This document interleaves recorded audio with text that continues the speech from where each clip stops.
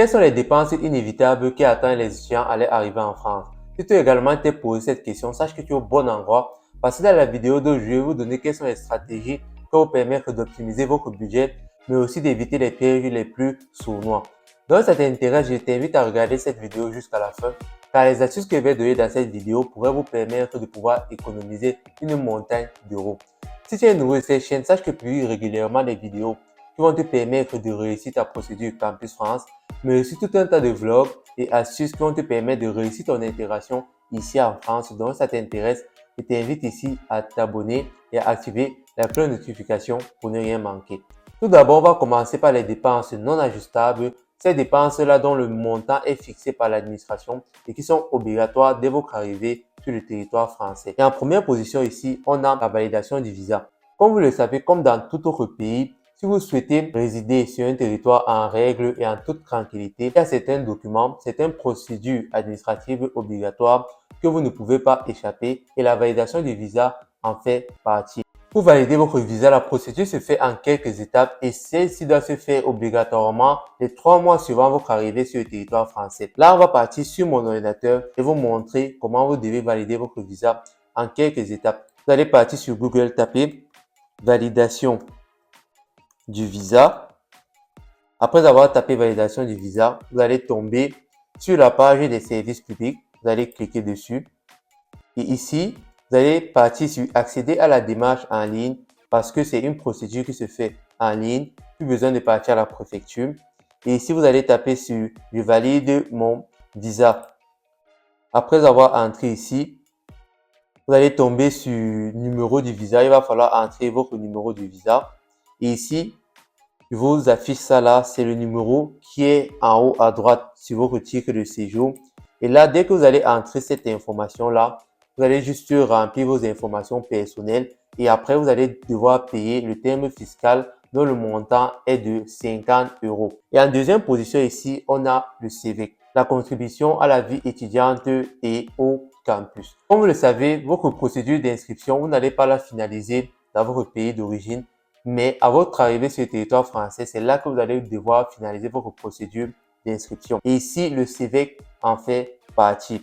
Et là, quand vous allez partir dans votre établissement, quand vous allez venir avec la facture que vous avez payé, les frais d'inscription, vous allez devoir également fournir le CV, hormis vos relevés du bac, relevés du probatoire, je ne sais pas trop quoi.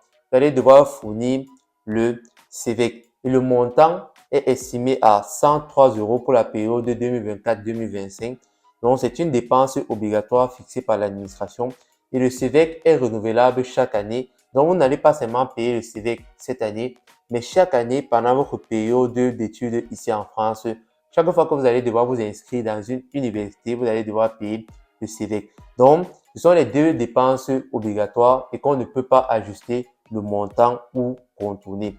Maintenant, ici, on va entrer dans les dépenses non ajustables et en première position, ici, on a l'assurance habitation. Je ne sais pas si c'est obligatoire dans tous les pays, mais ici en France, lorsque vous prenez un logement, vous êtes obligé d'assurer ce logement-là. Et maintenant, le conseil que je vais vous donner ici, c'est de ne pas aller dans certaines sociétés d'assurance comme par exemple Maïf ou toute autre société d'assurance qui ne propose pas des tarifs étudiants parce que vous allez dépenser des sommes vraiment faramineuses dans les 100 €, 200 € juste pour assurer votre logement et là, c'est pas bon. Le but ici, c'est de devoir dépenser le moins d'argent possible pendant votre arrivée ici en France. Ici, j'ai fait une liste d'assurance habitation que vous pouvez bénéficier et dont le montant est vraiment très bas. Ce sont les moins chers du marché. Et je vais vous afficher le nom ici et si possible, je vais vous mettre le lien en bas de description. On a d'abord Friday.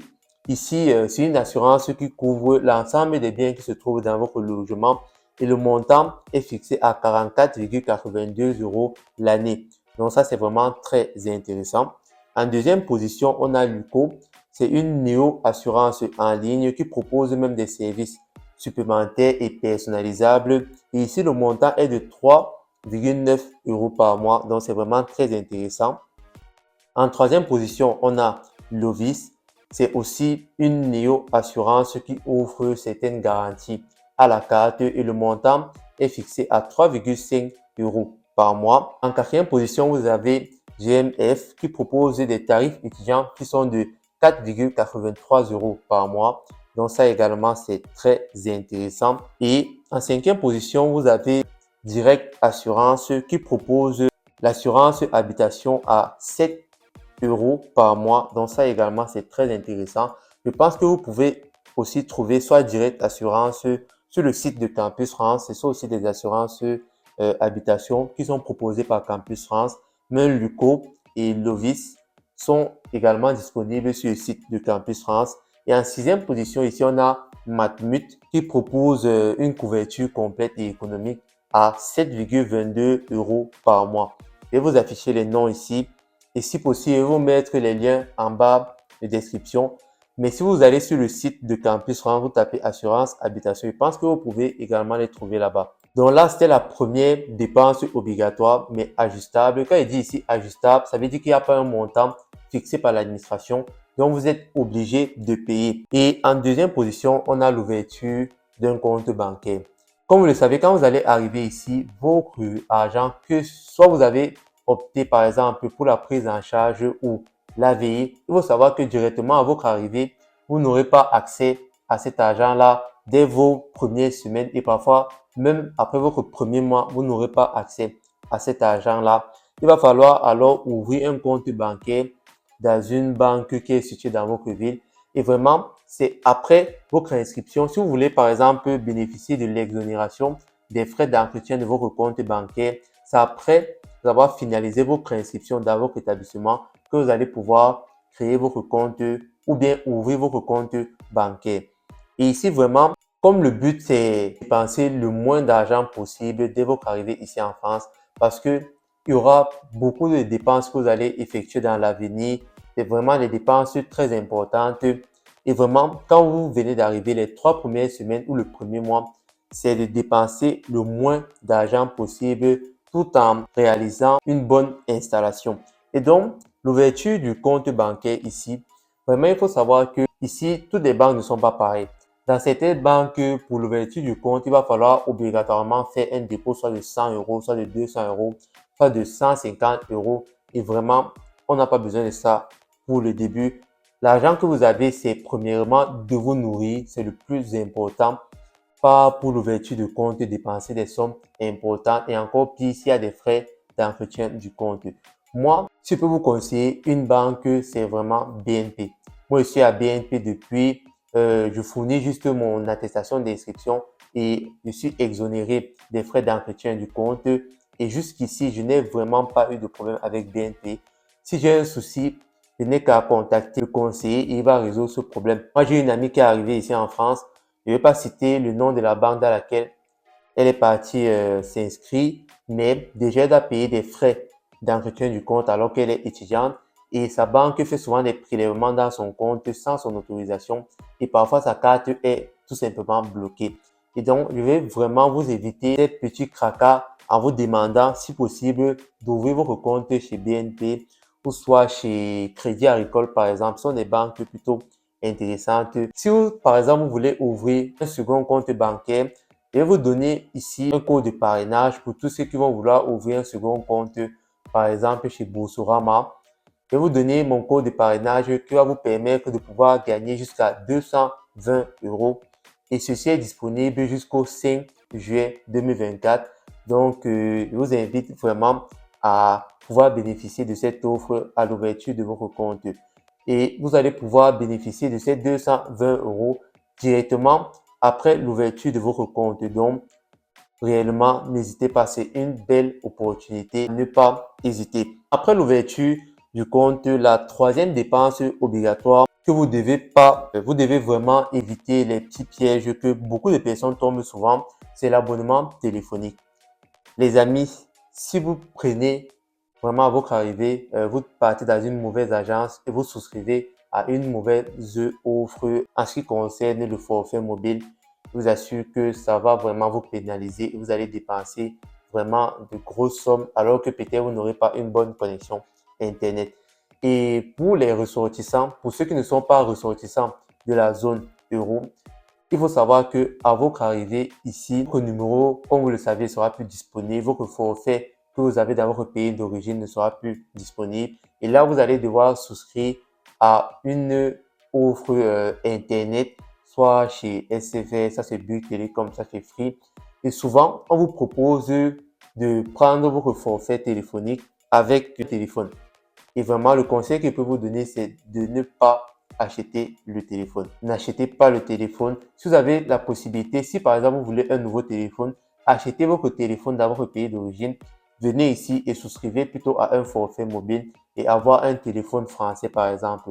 Mais je vous déconseille formellement dès votre arrivée de changer de téléphone.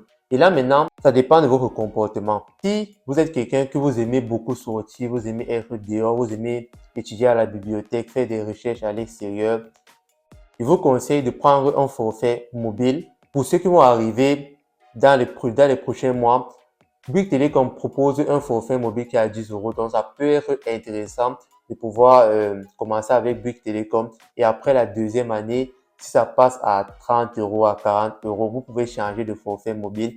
Mais pour ceux qui sont comme moi, vous aimez par exemple rester à la maison, vous n'aimez pas trop sortir, je vous conseille d'investir beaucoup plus sur une box Internet chez vous. Investir sur une box Internet, par exemple, à 10 euros, comme chez Bouygues Télécom, ou partir chez SFR, prendre par exemple à 15 euros, ou chez Free. Et maintenant, si vous souhaitez avoir une connexion Internet à l'extérieur, je vous encourage vraiment, moi c'est ce que je fais, à partir plutôt sur une carte prépayée. Parce que les cartes prépayées, il n'y a pas d'engagement qu'on va passer dans votre compte chaque mois sur une période de par exemple 2 ans. Alors qu'avec votre carte prépayée, c'est vous qui définissez si ce mois vous aurez besoin de la connexion Internet ou bien si vous n'en aurez pas besoin. Moi par exemple, je recharge ma carte Internet à 4 euros. Vous voyez, ça, je réduis vraiment les dépenses. 4 euros, j'ai 5 gigas d'Internet, j'ai SMS illimité, et je crois appel également illimité en France. Et ça, c'est intéressant, les amis. Et ça vous permet vraiment de garder, de faire vraiment des économies très importantes. Au lieu de souscrire, par exemple, à la box, à la Wi-Fi chez vous, et dehors, vous avez encore le forfait mobile. Là, ça fait trop de dépenses alors que vous venez d'arriver, vous n'avez pas encore de job et vous devez vraiment finir votre mois avec vos 615 euros. Et là, le but, comme j'ai dit de cette vidéo, c'est vraiment de dépenser le moins d'argent possible à votre arrivée ici en France. Et ici, il y a deux entreprises qui font dans les cartes prépayées. Il y a Simacom, il y a Lika Mobile, chez lesquels vous pouvez souscrire à un abonnement Internet à 4 euros avec une carte prépayée. Maintenant, après l'abonnement téléphonique, il y a les transports. Et vraiment, les transports, ça dépend de la ville dans laquelle vous allez partir. Mais le plus important, après avoir terminé votre inscription, ou si vous avez déjà votre attestation d'inscription, allez voir la société qui s'occupe des transports dans votre ville et partez pour pouvoir bénéficier des tarifs étudiants. Pourquoi je dis que ça dépend en fonction des villes? Par exemple, ici à Valenciennes, l'abonnement pour les transports, l'année, peut-être je vais vous donner le prix, ça va vous surprendre, mais c'est 20 euros. 20 euros et toute l'année, tu peux prendre le tramway, le bus, tu peux prendre tous les transports de Transville juste avec 20 euros. Alors qu'à Paris, c'est différent. Certains, vous allez dépenser peut-être dans les 300 euros l'année, soit dans les 75 euros, les 30 euros la semaine ou le mois. Donc, c'est vraiment très cher si vous partez par exemple à Lyon. Donc, ça dépend de la ville dans laquelle vous allez partir vous installer pour poursuivre vos études. Et c'est en fonction de ça que le montant des transports va devoir s'ajuster. Mais vraiment, si vous avez la possibilité, soit de contacter une association pour avoir une exonération ou aller demander une aide, soit dans une association, je ne sais pas, pour pouvoir être exonéré des frais de transport, ça peut être intéressant. Mais allez toujours avec votre carte étudiante. Ça peut être intéressant de vous renseigner sur les tarifs étudiants et les différentes exonérations qui sont proposées par les associations, par exemple. Et ici, après l'abonnement au sujet des transports, il y a tout ce qui est fourniture scolaire. Ce sont des dépenses inévitables parce que quand vous arrivez pour les études, il va falloir vous équiper avec des cahiers. Ici, pour les cahiers, ça va. Vous pouvez partir Action et vous faites même avec moins de 50 euros ou un peu plus de 50 euros, la majorité des cahiers, des stylos pour vos crânes scolaires. Mais là où ça va un peu piquer, c'est pour les fournitures annexes, comme par exemple l'ordinateur, la calculatrice, les clés USB. Pour ça, vraiment les amis, si vous avez la possibilité de pouvoir payer vos coordinateurs dans votre pays d'origine, et si ça coûte moins cher là-bas, payez.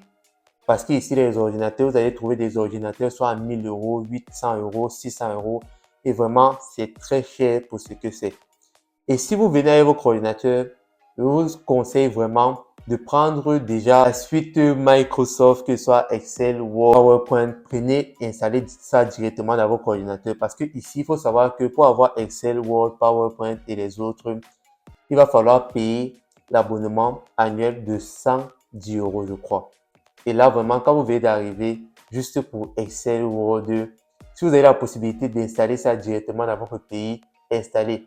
Même si c'est une version piratée, installée. Parce qu'arrivé ici, vous n'aurez pas facilement cette possibilité-là de pouvoir avoir les suites de Microsoft facilement. Il va falloir peut-être payer l'abonnement. Et ça, c'est vraiment très cher, les amis. Par exemple, la calculatrice, si vous avez la possibilité d'acheter votre calculatrice, je sais que par exemple, au Cameroun, où moi j'étais, les calculatrices ne coûtaient pas très cher. Je crois même à 2000 francs CFA, tu pouvais avoir une calculatrice. Alors que ici, tu vas trouver la calculatrice à 75 euros, les amis. Moi, j'ai dû acheter deux calculatrices. Une calculatrice type collégienne à 30 euros et une calculatrice scientifique à 75 euros. Donc, je suis à 100 euros et quelques juste pour une calculatrice, juste pour deux calculatrices, les amis. Donc, je vous conseille vraiment, achetez votre calculatrice avant de venir ici. Et maintenant, en ce qui concerne tout ce qui est clé USB, achetez également vos clés USB. Si vous pouvez même acheter une clé USB de 100 Go dans votre pays, ce ne sont pas des trucs qui pèsent vraiment. Vous pouvez les mettre même dans votre poche en voyageant. Si vous pouvez même acheter même 4 ou 5 USB, je vous assure les amis, ça va vous aider. Donc, tout ce qui est les gadgets annexes, comme j'ai dit, clé USB, calculatrice ou ordinateur, vraiment, si vous avez la possibilité de les acheter avant de venir ici, c'est le conseil que je peux vous donner. Dernière position, on a les frais alimentaires. Comme j'ai dit, la majorité de votre argent quand vous allez venir ici, c'est vraiment pour la nutrition.